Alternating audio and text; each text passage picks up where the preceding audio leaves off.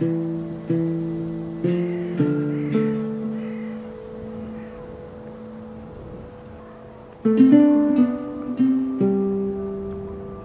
is Placidus, a Roman legionary soldier. Placidus has signed up for 25 years of military service, at the end of which he will have seen much of what we call Europe today.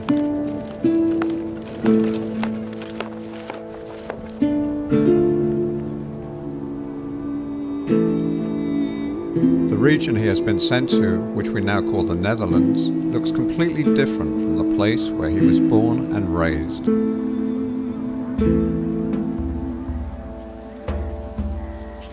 The basic dress of this legionary is the same as that of almost every Roman, a tunic and sandals. A tunic is a long woolen shirt, girded around the middle with a leather belt or strap. For underwear he may use a loincloth and a linen tunic.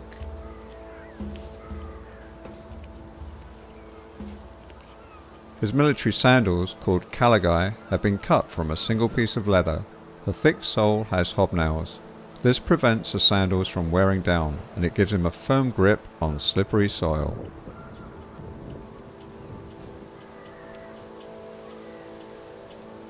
In addition, he wears a scarf to protect his neck and shoulders from the sharp edges of his armour. During the cold winter months, Placidus may wear several long-sleeved tunics, trousers and woolen socks. A warm woolen cloak will protect him against the wind and rain.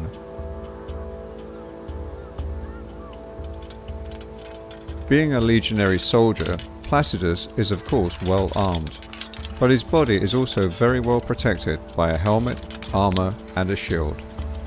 His body armour, or lorica, is made of iron plates riveted to heavy leather straps on the inside of the harness, so they won't break easily during a fight.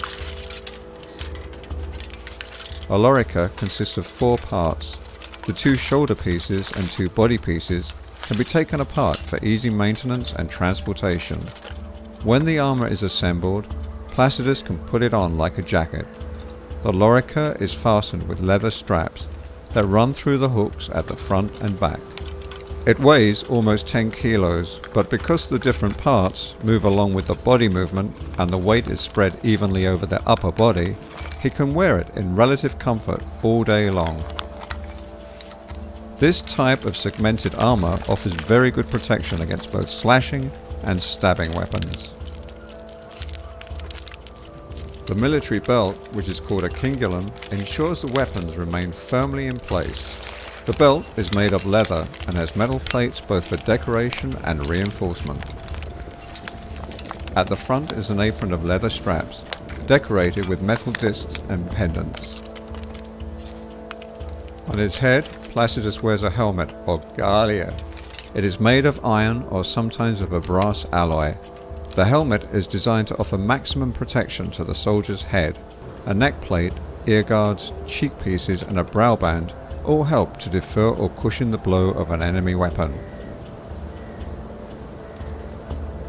The helmet is tightened with a leather strap under the chin.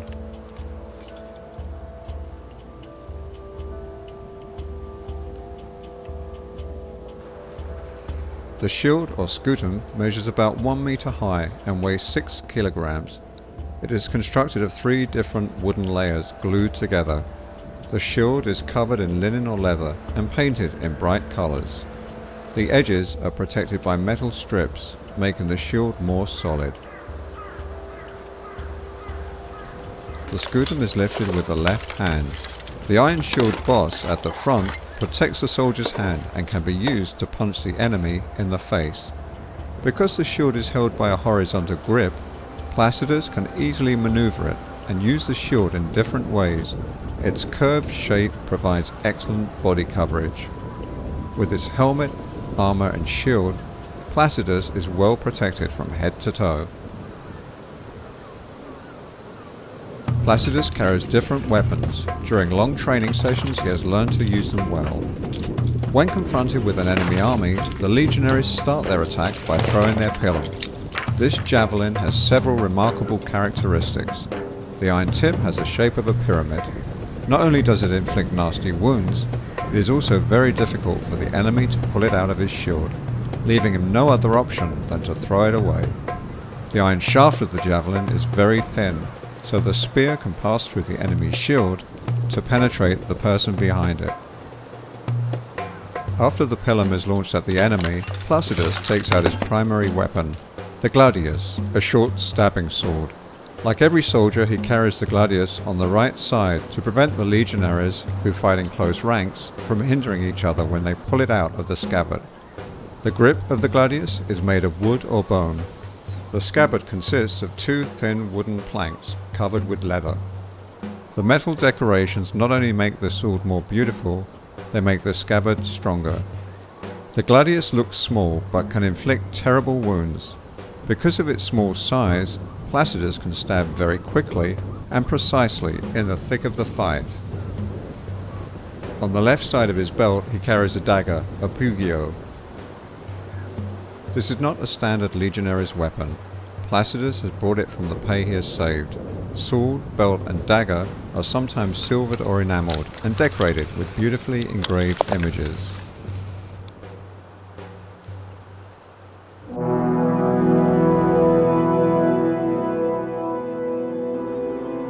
Placidus can be sent to the farthest corners of the empire. As a Spanish farm boy he was trained near Barquino, after which his unit was sent to Avaricum in modern-day France. Now he is stationed in the Netherlands, in the legion's camp of Noviomagus, at the northern frontier of the Roman Empire. In all the places where the empire is expanded, where people rise in revolt against the Romans, or where enemy tribes cross the borders, the legions must be present at short notice. During these long marches, they must carry their heavy equipment and personal belongings themselves. Everything that Placidus owns he carries with him in several bags and a net, containing things like money, dice, tinderbox, plate, cup, a supply of salt, pans, food, knife, spoon, razor, canteen, and a wax tablet with a pen.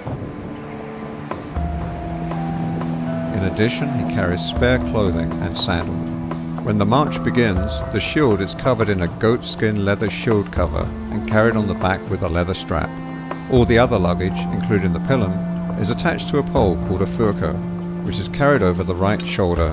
As if that's not enough, he also carries entrenching tools, like a pickaxe and a shovel, for the construction of a camp. All in all, a trained legionary soldier carries up to 35 kilos of armour and equipment. No wonder they are sometimes mockingly called Marius mules, named after the famous Roman general Marius, who introduced the carrying of this heavy burden for the legionaries in the Roman army.